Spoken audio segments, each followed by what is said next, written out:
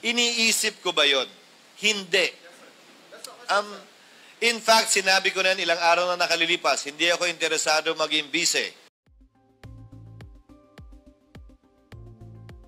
Ang pangit naman nun sa panlasa, kami magdedesisyon, kaugnay niyan, tapos yung pala, interesado ko at gusto ko pala. So ngayon pa lang, sinasabi ko na, hindi ako interesado, tatanggihan ko yun kung inalok man sa akin yun. Hindi tama at hindi dapat ginagawa yun.